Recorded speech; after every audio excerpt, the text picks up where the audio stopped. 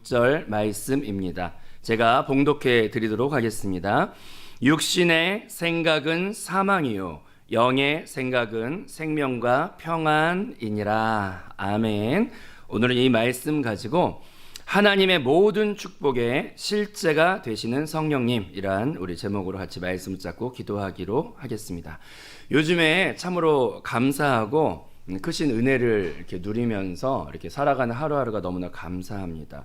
그 광대하신 그 하나님을 평생 알아도 다 알 수가 없는 그 광대하신 우주보다 더 크신 그 창조자이시고 그 모든 만유가 되시는 그 하나님을 평생 알아도 다 알 수가 있을까요? 근데 그 광대하신 은혜의 사랑의 그 충만이신 그 하나님을 100만 분의 1이라도 우리 한세교회 생명의 말씀을 통해서 이렇게 조금씩 이렇게 알아가는 것이 너무나 감사하고, 그걸 알아갈 때마다 이렇게 자유가 있고 또 생명이 있고 은혜가 있어서 그런 하나님을 알아가는 것이 너무나 큰 기쁨이 있습니다.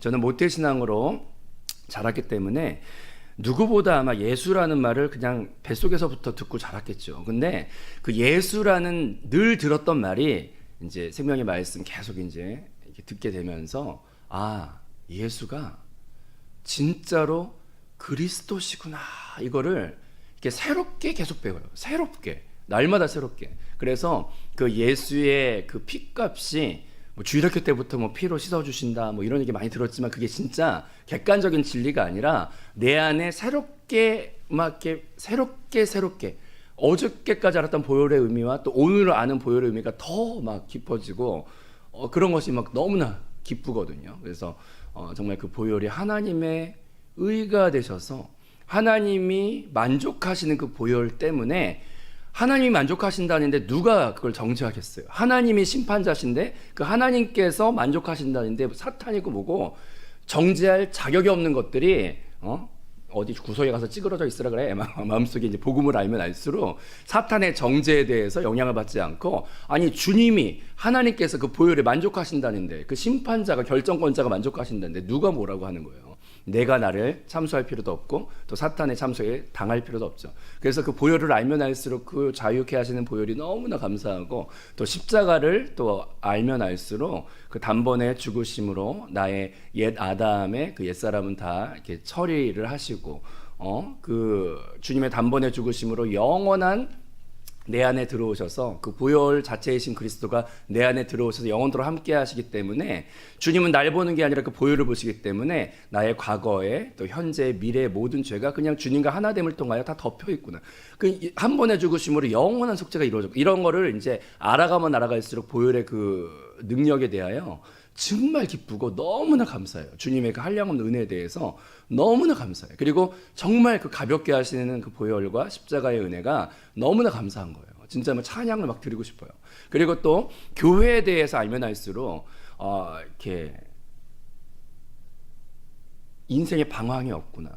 어차피 그 교회, 옛날부터 교회라는, 모태신앙으로 목사님 아들로 자라면서 교회라는 말을 너무나 많이 들었는데, 그것이 그냥 건물의 교회가 아니고 그냥 단어의 교회가 아니라, 교회는 그리스도께서 목숨 걸고 가장 찾고 싶어 하셨던 그 값진 것이 교회이고, 그 교회는 그냥 단순한 건물이 아니라 구원받은 성도들의 모든 그 영적인 한 몸된 연합 안에서, 영 안에서 지어져 가는 게 교회인데, 인생이 그냥 이렇게 성경 말씀을 쭉 보면은 인생이 무엇이냐면 영적인 교회가 되기 위해 영적인 교회를 그리스도의 이름을 가지고 세워가면서 살아가는 게 신앙생활이구나. 그리고 그렇게 교회 짓는 훈련들을 이 땅에서 육신의 그 몸을 입고 있기 때문에 한계가 있지만, 이 육신의 이 제한적인 시간과 물질 세계 안에서 영적인 교회를 지어가는 것들을 계속 훈련하고 살다가 결론적으로 요한계시록에 가보면은 영원한 교회가 새 예루살렘인데, 결국 우리는 그냥 교회 짓고 영적인 교회를 세워가면서 살다가 영원한 완성인 새 예루살렘에 도달하는 게 결국 인생이고 신앙이구나. 이거를 이제 교회를 이렇게 은혜 가운데 또 알고 있던 교회가 아니라, 이 참된 교회를 이렇게 보면 볼수록 인생에 방황이 없고, 가야 갈 표대가 명확하니까. 그래서 얼마 전에 그 말씀 문자 가운데도 사도 바울은 그 많은 지식을 다 경험한 사람이 그 모든 걸 다 버려버리고 딱 두 가지만 말한다. 그 아침 말씀 문자 왔을 때도 다시 한번 은혜를 받았지만, 사도 바울이 한 말은, 나는 다른 거 다 필요 없고 오직 두 가지만 말한다. 따라해 보겠습니다. 오직 그리스도와 교회에 대하여 그 두 가지만 말한다. 이렇게 사도 바울이 말하는 그런 말씀자를 들으면서도 아, 그렇구나. 인생의 진리는, 핵심 진리는 오직 그리스도와 오직 교회구나. 이것이 성경의 핵심 중에 핵심이고 하나님이 가장 기뻐하는 두 가지구나. 이 두 가지를 강하게 붙잡고 살아야지. 이런 고백들을 하게 되면서 더 이렇게 마음의 충만함과 은혜와 이런 것들을 날마다 새롭게, 그게 이제 생명인 것 같아요. 그 생명을 막 이렇게 조금이라도 100만 분의 1이라도 맛보면 맛볼수록 너무 기쁘고 그 안에서 막 힘이 막 있는 것 같아요. 근데 이제 그 그리스도에 대한 빛과 교회에 대한 빛이 알고 있던 거의 의미를 넘어서 더 그걸 누리면 누릴수록 제 안에 이상한 형상이 하나 지난 한 2주, 3주 사이에 경험이 되었는데, 솔직한 주님 앞에 어떤 가난한 마음의 기도를 지난 2, 3주 동안 드리게 되더라고요. 왜냐하면 그리스도를 알면 알수록 그 은혜가 너무나 커서 감사하고 찬양을 막 드리고 싶은 마음이 막 커져가고, 또 교회를 알면 알수록 인생의 방향이 없고, 아 그래, 이걸 위해 직업이 무엇이 되었던지 간에 직업은 무엇이든지 이 땅에서 이제 살기 위해서 가져야 되지만 그 직업이 주된 나의 삶의 목적이 아니라 이것은 이제 부수적으로 참된 것을 이루어가기 위한 보조수단으로서 어느 정도 그냥 필요한 것이기 때문에 있는 것이지만, 인생의 주가 직업이 아니구나.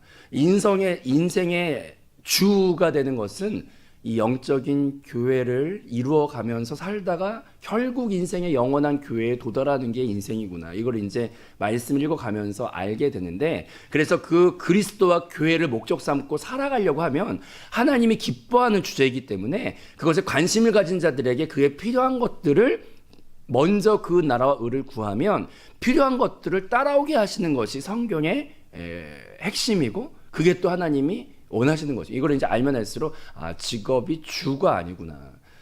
진짜 나의 영적인 직업은 왕 같은 제사장이라는 그 직분이 나의 직분이구나. 그것이 나의 메인이구나. 그것을 위해 살아가려고 할 때 하나님이 그 더불어 모든 것을 따라오게 도와주시는, 필요에 따라 그런 걸 부어주시는, 이런 것들을 이제 알아가는 게 너무나 감사해요. 근데 이것을 알아가면 알아갈수록 제 안에 지난 3주 동안에 약간 이제 번민이 되면서 가난한 마음의 기도가 드려졌는데, 그게 바로 뭐냐면, 아, 주여, 제가 아는 만큼, 제가 하나님이 이렇게 은혜 가운데 조금씩 이렇게 깨닫게 하시는 만큼 결론적으로 살지를 못하네요. 이런 기도를 주님 앞에 드리게 되더라고요.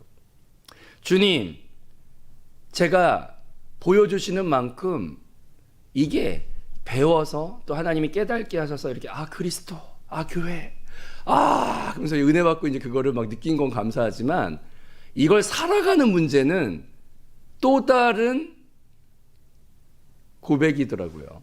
왜냐하면 솔직하게 주님 앞에 이렇게 있을 때, 진지한 기도를 드릴 때 이제 하게 되는 기도는, 아, 하나님, 그리스도 너무나 크신 은혜에 너무나 감사하고, 그래서 자연스럽게 드는 마음이 정말 진심으로 그리스도께 더 헌신된 삶을 살고 싶다는 고백이 막 나와요.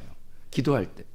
주님, 저는 더 주님의 은혜를 알면 알수록 이 놀라우신 이 사랑의 주님, 자유케 하신 주님께 정말 더 헌신되게 드리고 싶다는 간구가 막 나오고, 또 교회를 알면 알수록 아, 그래, 내가 영적인 교회를 세워가면서 나의 평생이 쓰임받다가 영원한 교회에 내가 도달해야지, 새 예루살렘에. 이런 헌신하고 싶은 마음이 막 드는데, 이 삶 가운데 살다 보면은 솔직하게 위장을 하지 않고 주님 앞에 기도를 하다 보면은, 아, 주님, 제가 주님께서 주시는 은혜의 빛만큼 내가 살아내야 되는데, 살아내야 되는 것에 있어서만큼은 참 무기력하네요. 참 무기력하고 참 힘이 없네요. 그래서 나에게 교회와 그리스도를 살기 위한 권능이 필요한데, 그것은 또 한 번의 또 문제이구나. 이런 3주 정도의 그런 이렇게 가난한 기도를 드리게 되더라고요. 왜냐하면 그리스도가 내 안에 살아계시면 그냥 쉬운 일례로 내가 살지 말고, 내가 튀어나오지 말고 그리스도를 살아야 될 거 아니에요. 근데 솔직하게 주님 앞에 솔직하게 저를 돌아보며 기도를 해보면, 오늘 하루를 살 때 그리스도를 살았나 나를 살았나 이렇게 솔직하게 물어보면은 순간순간 이놈의 자아가 얼마나 고개를 많이 드는지, 그냥 이 급하게 튀어나오는 나의 이 옛사람의 습성이 그리스도가 사셔야 되는데 그렇게 그리스도가 살기보다 내 자아가 튀어나오는 빈도수나 그런 게 솔직히 많다는 걸 인정을 하게 되고, 또 교회를 알면 알수록 그게 지식으로 끝나지 않고 진짜 영적인 교회를 내가 세워가면서 나의 모든 하루가 쓰여지기를 바라지만, 나의 그런 발행과 상관없이 내 육적인 또 내 살 길을 위한, 나의 집을 짓기 위한, 나의 왕국을 짓기 위한 쪽으로 나도 모르게 또 달려가고 있는 스스로를 또 깨닫게 될 때가 또 참 많더라고. 그래서 맨날 나의 원함은 그리스도께 헌신되고 싶고 교회에 헌신되고 싶으나 습관적으로 돌아가는 나의 삶은 그렇지 못한 괴리감을 느낄 때가, 은혜를 느끼면 느낄수록 그 갭이라고 할까, 이런 것들이 지난 몇 주 동안에 솔직하게 있더라고. 그래서 마음속에 막 너무 가난해요. 왜냐하면 제 마음은 정말 주님의 기쁨이 되고 싶거든요. 성도들의 마음이 다 그럴 거야. 주의 은혜를 느끼면 느낄수록, 교회를 알면 알수록 정말 주님께 헌신되고 싶고 그렇게 살고 싶죠. 그런데 그것과 역설적으로 이 땅 가운데 살아가다 보면은 참 그것을 할 능력이 없는 나를 발견하게 돼요. 그래서 아는 게, 착각하면 안 되는 게, 알고 있다고 그게 나의 수준이 아니에요. 알고 있다고 그것이 나의 성숙함이라고 착각하면 큰 코 다쳐. 알고 있는 것과 살아가는 것은 이게 일치를 해야 하는데, 살아가는 것은 또 다른 주님 앞에 진지하게 물어보고 또 구해야 되는 것이구나. 그래서 이런 간구하는 가난한 마음이 있었어요. 근데 이 생명의 말씀은 살아있는 게, 예전에 들었던 말씀 가운데 제 안에 살아있는 한 문장이 딱 튀어나왔는데 뭐냐면, 하나님의 모든 축복에 실제를 누리게 하시는 분이 성령님이다. 이 구절이 예전에 몇 년 전에 들었던 그 말이, 계속 들었던 그 말이 그냥 그땐 들었고 이렇게 지나갔는데, 이게 생명의 말이다 보니까 살아있어서 마음속에 다시 한번 탁 저를 이렇게 깨우는 말씀같이 생각이 났어요. 그리고 삼위일체에 우리의 누림차, 삼위일체 하나님은 원래 태초부터 계셨지만은 그 삼위일체 하나님이 우리의 누림 차원에서 실제적으로 최종 삼위일체의 하나님이 우리 인생에 누려지기 위해서 최종적으로 완성되신 것이 성령입니다. 이런 구절들이 설교 시간에 간간히 나왔던 게 또 그땐 듣고 지나갔지만, 이게 또 저한테 살아서 깨어나는 음성으로 저를 다시 한번 초청하고 두드리는 것 같더라고요. 그 두 문장이 생각이 났어요. 그래서 그 다음부터는 시간이 날 때마다 이 복음의 핵심 시리즈를 하시고 나서 그 다음에 이어서 하신 것이 우리의 영과 또 성령에 대한 설교를 그 다음에 시리즈로 계속 하셨는데, 저도 그래서 답을 알고 싶으니까 그 시리즈를 계속 또 듣고, 또 생명의 성령의 법에 관련된 그런 설교들을 막 찾아서 듣는 과정 가운데 한 번 더 하나님께서 이렇게 은혜를 주시고, 아 그렇구나, 정말로 사람이 알고 있다고 그게 자기라고 착각하면은 큰 코 다치는구나. 아는 것과 사는 건 또 별개거든요. 왜냐하면 공과를 다 알면 뭐예요? 한세계 공과를 다 알면 뭐예요? 그것을 진짜 성령 안에서 제대로 그것을 내 것으로 만들어서 성령과 하나 된 것 안에서 말씀이 내 안에 녹아들었을 때 그게 진짜지, 성령과 함께하지 않은 공과는 나중에 어떤 부작용이 있냐면 또 하나의 고상한 율법이 될 뿐이에요. 또 하나의 고상한 족쇄가 돼요. 지식이 되고, 성령이 없는 공과는 그렇게 되더라고요. 그래서 그냥 공과를 다 배웠는데 이렇게 되는 거예요. 아니 저 사람은 왜 공과대로 안 살아? 이렇게, 이게 또 하나의 율법이잖아요. 그리고 또 내가 나를 정죄해. 아 공과대로 살아야 되는데 막 못 살고 있네. 아 주여, 그러면서 이 부담입니다. 근데 그것은 성령과 함께하지 못한 단순, 그래서 이제 그 말이 그 말이구나, 이제 이해가 되죠. 이게 성령 안에서 이게 지식으로 채워진 것은 또 하나의 고상한 율법이 될 뿐이에요. 근데 이것을 진짜 목숨을 걸고, 성령님이 그래서 정말 나한테 중요하구나. 성령 안에서 이것이 내 안에 붙잡아져야 되고, 성령 안에서, 그러니까 이 교회도 이 그리스도도 결론적으로 내 안에 진짜 완벽하게 내 안에서 누려지려면 절대적으로 내가 건너뛰지 말고 집중해서 이렇게 파고, 또 집중해서 물어보고, 집중해서 매달려서 씨름해야 되는, 우리 어떻게 보면 삶 가운데 가장 모든 핵심은 성령 안에 있다는 것을 그냥 느끼게 되는데 그 느낌이 노력해서 느꼈다는 것보다 그냥 그리스도를 따라가다 보니까 또 교회를 따라가다 보니까 그 다음 단계가 내 안에 이걸 살 능력이 없구나를 진짜 고백하게 됐어요. 이걸 진짜 살 능력이 없구나. 오늘 하루만 봐도 다른 날 보지 않고 오늘 하루만 봐도 그리스도를 살아야 되는데 그리스도를 못 사는 거예요. 교회를 살아야 되는데 오늘 하루만 봐도 그렇게 못 살고 있더라고요. 또 내 집 지으려고 또 뛰어다니고 있고 또 내가 살고 있더라고요. 또 잠깐만 정신을 놓치고 있으면 그냥 그렇게 자동으로 돌아가요. 아직은 생명의 성령의 법이 내 안에 법이 못 되어서 훈련이 필요한 것 같아요. 영 안에서 훈련이 필요한 것 같아요. 그래서 가난한 마음으로 계속 성령에 관련된 설교만 막 듣는 거예요. 근데 그걸 듣고 있다가 이제 하나하나 담임 목사님도 또 사도 바울도 이런 과정을 먼저 걸어가 주셔서 이것이 탁상공론의 책상에 앉아서 적은 글이 아니라 이 실행 가운데 고민하고 물어보시다가 하나하나 적혀진 글이 바울의 고백이고 또 담임 목사님께서 이렇게 또 경험하신 실제 안에서 이렇게 하나하나 이렇게 하셨던 거고 이런 거 이제 막 이렇게 느끼는 거죠. 그래서 감사하죠. 왜냐하면 먼저 그 길을 이렇게 사도 바울이나 또 이렇게 먼저 실행 가운데 깊은 물음 안에서 하나하나 이렇게 먼저 이렇게 가주신 매뉴얼 같은 게 있다는 게 얼마나 감사합니까? 그래서 그거를 이제 보면서 기쁘게 감사하게 막 그 안에 뭐가 있을까 듣는 거죠. 근데 이제 거기서 이제 나왔던 새벽 설교 가운데 예화 가운데 운전에 대한 이제 예화가 이렇게 나오면서 그게 내 마음이나 똑같다 이런 생각이 드는 게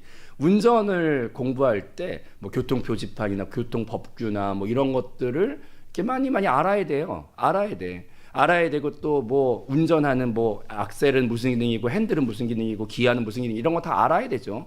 근데 그걸 알면 뭐해요? 실제 운전하는 게 중요하죠.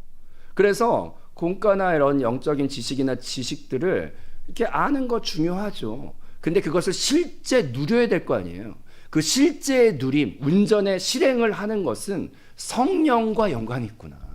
따라합시다. 성령이 모든 복음을 누리게 하시는 실제가 되신다. 이론이 아니라 성령은 실제가 되시는구나. 그래서 그리스도도 교회도 그 성령이 나의 권능이 되어 나는 그걸 할 능력이 없구나. 이걸 진짜 솔직하게 고백을 하게 되고 위장하지 않고 산다면 그런 고백을 진짜 하게 되고 내가 못 살고 있구나. 그리스도를 못 살고 있구나. 교회를 못 살고 있구나. 나는 할 능력이 없구나. 근데 하나님이 너무나 우리를 사랑하셔서 정말로 우리 안에 할 수 있는 복음을 완벽하게 우리한테 완성하셨는데 그게 바로 성령님이에요. 성령이 우리 안에 저는 두 가지 또 새벽 설교 듣고 또 성령의 생명의 법 이런 말씀을 계속 듣다가 이제 정말 레마가 되어 다시 붙잡게 된 두 성경 구절이 있었는데 첫 번째 구절은 따라해 보겠습니다. 살려주는 영. 살려주는 영이 되어서 우리 안에 오셨다. 아멘. 그 말이 얼마나 기쁜지. 살려주는 영. 아멘. 막 붙잡았어요. 그 말을. 그 다음에 또 하나는 고아와 같이 버려들지 아니하고 영원토록 함께하리라. 그것도 성령을 통해서 우리한테 실제가 되셨어요. 근데 그 살려주는 영이라는 것은 예수님의 십자가의 죽으심 전에는 등장하지 않아요. 성경에. 근데 예수님의 보혈 뿌려주시고 십자가에 죽어주시고 난 그 이후에 등장하는 단어가 살려주는 영이에요. 그 전에는 그냥 영, 뭐 생명, 뭐 이런 뭐 호흡 이런 걸로 있다가 이제 예수님의 십자가와 보혈과 핏불임과 그 대속의 사건을 끝내고 나서 그 다음에 등장하는 게 살려주는 영이라는 단어인데 이것이 죄로 죽었던 우리를 그 성령이 비로소 따라합시다. 십자가를 통해 죄의 문제가 해결되고 나서 그 다음부터 가능하게 된 일이 있는데 그게 바로 뭐냐면 그때서야 성령이 우리 안에 들어오셔서 내주하시는 성령으로 완전히 들어올 수 있는 존재가 되셔요.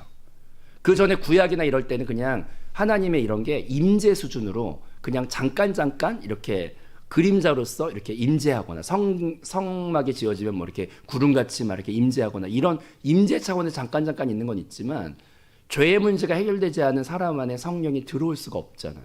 그러니까 임재나 깨달음이나 지혜가 계시고 이런 거는 살짝 구약에나 있지만 십자가의 핏불임과 죽으심을 통해 우리의 죄가 완벽하게 대속이 끝나고 나니까 그제서야 성령이 우리 안에 들어와서 우리와 연합을 실제로 이룰 수 있게 된 거예요. 그래서 보혈에 감사하고 십자가에 감사해요. 그래서 그 다음에 삼위일체 안에서 그 성령님이 우리 안에 그 예수의 피값이 있기 때문에, 예수의 십자가가 있기 때문에 이제는 성령이 그 삼위일체 안에서 우리 안에 들어올 수 있고, 그러니까 삼위일체의 최종 완성이 성령이 되는 거예요. 성령, 그게 이제 우리의 누림 차원에서 성령이 우리 안에 들어오시기 위하여 하나님과 예수님과 성령님이 아름다운 그 연합 삼위일체 안에서, 그래서 삼위일체의 최종 결론이 성령이구나, 이거를 이제 진짜 느껴요. 그래서 성령님이 내 안에 들어와서 우리를, 죄로 죽었던 우리를 따라합시다, 살려주는 영, 살려주는 영으로 우리 안에 들어오셨구나. 아멘. 살려주는 영. 할렐루야. 아멘. 막 그리고 이제 고백을 막 하고, 살려주는 영이 얼마나 그 짧은 단어지만 그 안에 많은 과정이 그 안에 녹아 있는가. 예수님의 죽으심도 부활하심도 승천하심도, 그래서 다시 한번 내 안에 들어오셔서 나를 영원토록, 주님과 단절된 게 사망이잖아요. 그런데 성령을 통하여 이제 내주하는 성령으로 내 안에 함께 하신다는 게, 그게 살려주는 생명이죠. 주님과의 단절이 사망이고 영원토록 내 안에 함께 하겠다고 하는 그 내주하시는 그분이 내 안에 들어오셨다는 게, 그게 바로 생명이고, 그게 바로 주님과의 연합됨의 축복이잖아요. 근데 그것은 성령을 통해서 우리한테 완성이 되는 거예요.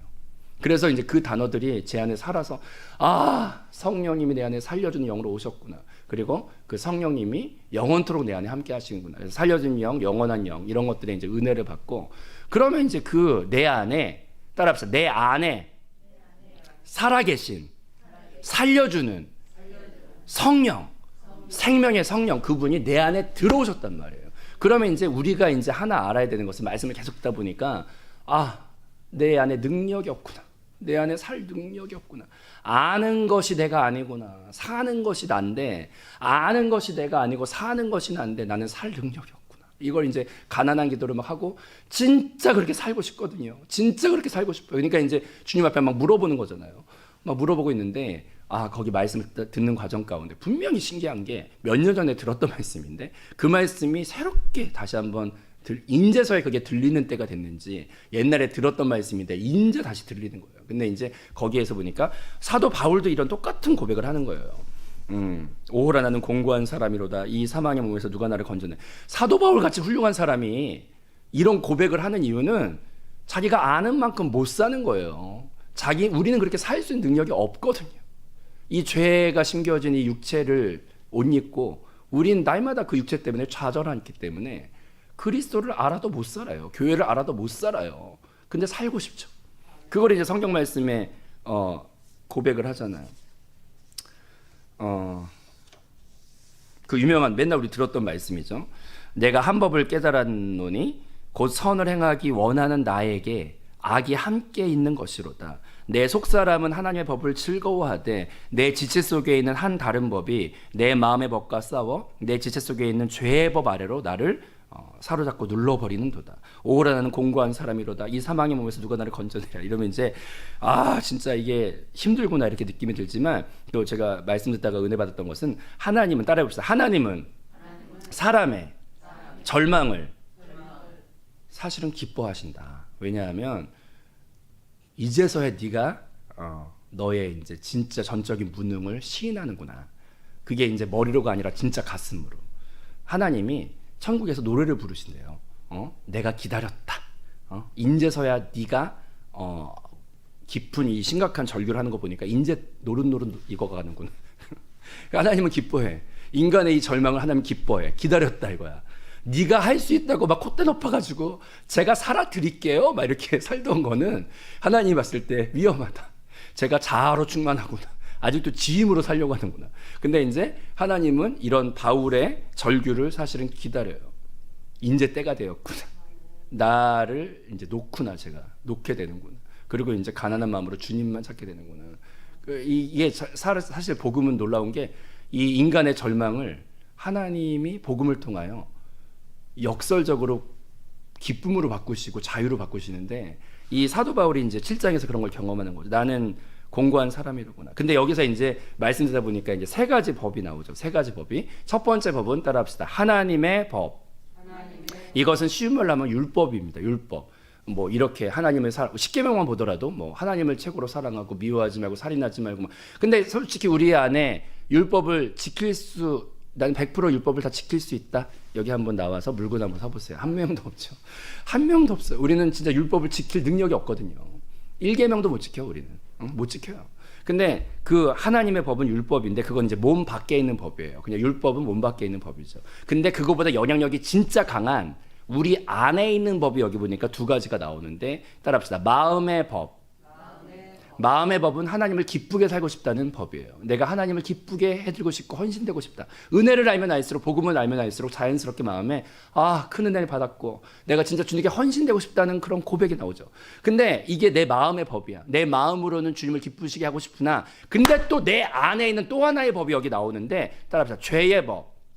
이 법은 내 안에 육체에 심겨진 법이기 때문에 내 안에 미치는 영향력이 다이렉트로 진짜 직방으로 바로 역사를 하죠. 근데 이게 옛날에 들었던 말씀인데 다시 한번 마음속에 부딪혀서 내가 마음으로 원함으로 주님을 살고 싶으나 내가 마음으로 주님을 기쁘게 하고 싶으면 바로 자동반사적으로 딱 블로킹을 딱 하면서 나를 딱딱딱딱 쳐서 좌절시키는 게 내 안에 살고 있는 따라봐 죄의 법. 사도 바울도 이거를 진짜 막 느껴서 말을 하고 담임 목사님들 새벽 설교 가운데 그런 걸 해주시니까 속이 다 통쾌해. 왜냐하면 내가 고민했던 것에 답이 거기 다 있잖아요.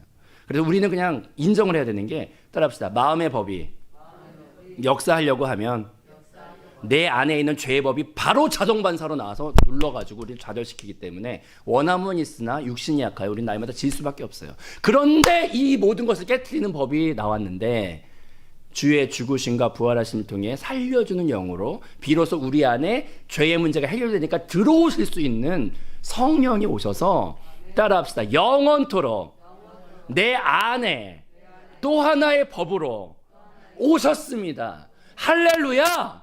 그래서 내 안에 있는 법이 마음의 법, 죄의 법, 근데 그리스도의 죽고 부활하고 승천하심을 통하여 비로소 내 안에 구약의 잠깐 임재 차원이 아니라 내 안에 이제 들어와서 살 수 있는 법이 생겼는데 그게 바로 생명의 성령의 법이죠. 그럼 이제 우리가 알아야 되는 건 생명의 성령의 법이 내 안에 죄의 법과 똑같이 들어오셨지만 그 생명의 성령의 법을 활성화시킬 수 있는 방법을 우리가 알아야 되는데 그것이 바로 성경에 답이 나와 있는데 따라합시다. 영의 생각은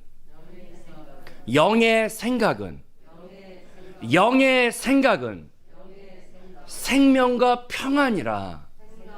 그래서 이 모든 성경을 요약해서 가장 쉽게 나오는 말이 생각을 영 안에 두라.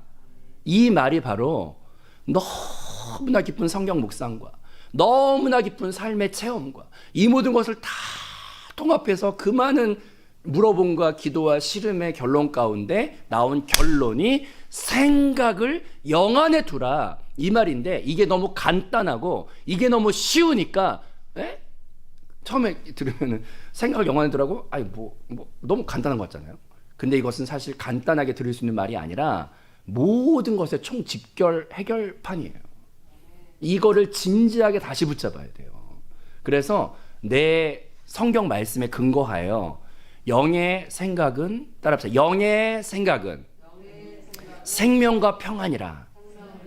그러니까 하나님은 왜 그러냐면 우리에게 자유의지를 주셔서 로봇을 사랑하는 것처럼 우리를 사랑하는 분이 하나님이 아니시고 인격적으로 공산당처럼 너는 죽도록 나만 사랑해라고 강압으로 눌러서 우리를 사랑하는 분이 아니시고 스토커도 아니시고 인격적인 우리의 사랑을 기다리는 분이에요.